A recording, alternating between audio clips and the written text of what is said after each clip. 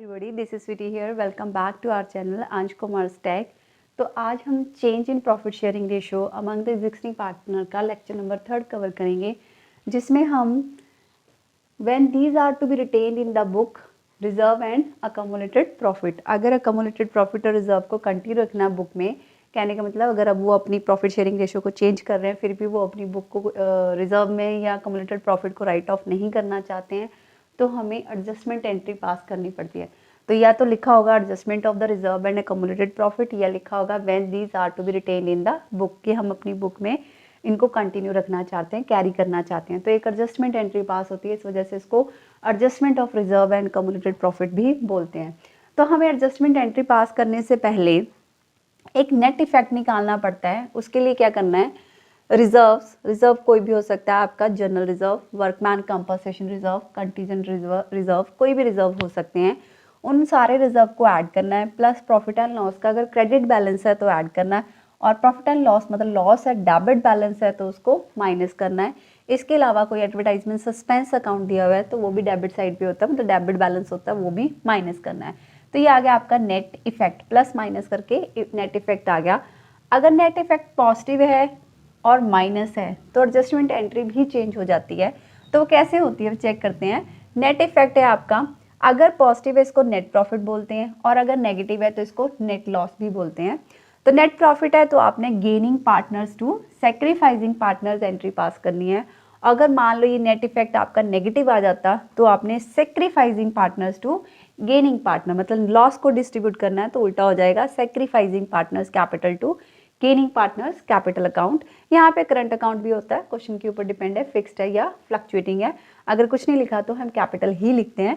तो पॉजिटिव है तो गेनिंग टू सैक्रिफाइस, और नेगेटिव है तो सैक्रिफाइस टू गेनिंग। ठीक है, तो यहाँ पे थोड़ी सी कंफ्यूजन होती है कि कई बार एंट्री ऐसे पास है, कई बार ऐसे, तो आप नेट इफेक्ट देख लेना। अगर पॉजिटिव आया तो गेनिंग टू सैक्रिफाइस, अगर नेगेटिव आया तो सैक्रिफाइस टू गेनिंग। ठीक है, तो इसके लिए मैंने एक एग्जाम्पल भी सॉल्व करी है। यहाँ पे DEF are a partner profit sharing ratio, इनकी ओल्ड रेशियो 5:3:2 है, और उन्होंने डिसाइड किया कि नई रेशियो हमारी 2:3:5 होगी।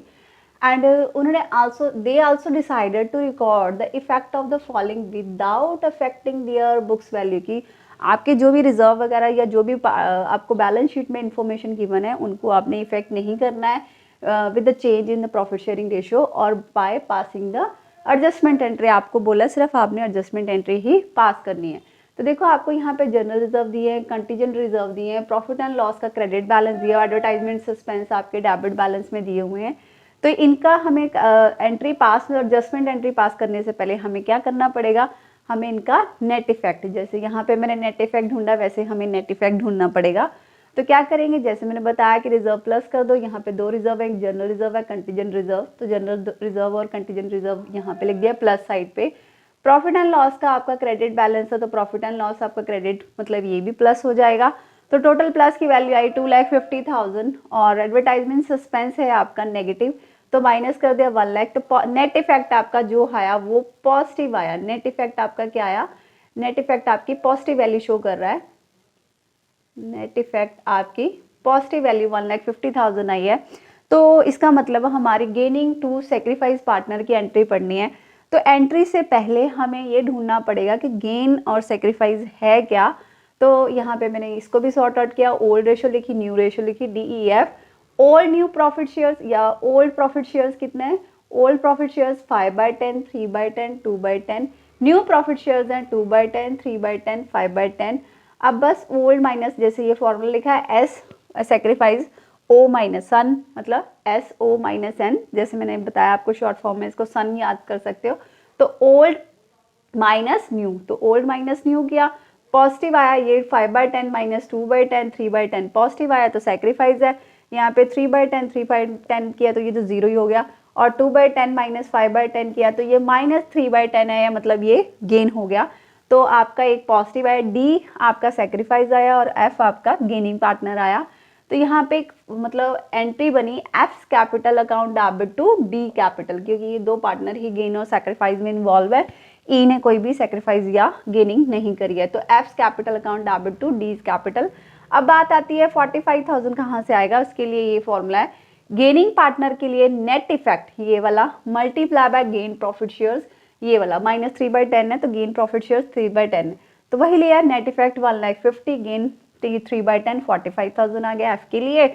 और सेक्रीफाइस पार्टनर के लिए क्या है, net effect into sacrifice profit share, तो नेट इफेक्ट है 1,50,000 और सेक्रीफाइस शेयर उसका 3/10 है, दैट इज 45,000 सॉर्ट आउट करके। वैसे सेम ही आती है इनकी वैल्यू, तो 45,000 क्योंकि 3/10 ही है दोनों का, तो एक का पॉजिटिव एक का नेगेटिव है, तो ये आपकी जर्नल पास हो जाती है। F capital account debit to D's capital, मतलब gaining partners account debit to sacrificing partner, क्योंकि नेट इफेक्ट जो है हमारा पॉजिटिव आया। ठीक है, तो ये क्वेश्चन, ये जो टॉपिक है ये इंपॉर्टेंट है, ये पेपर में आपको आता है, तो इसलिए आपको इसको करना जरूरी है। So if you like our videos, please subscribe our channel and share our channel. Thank you.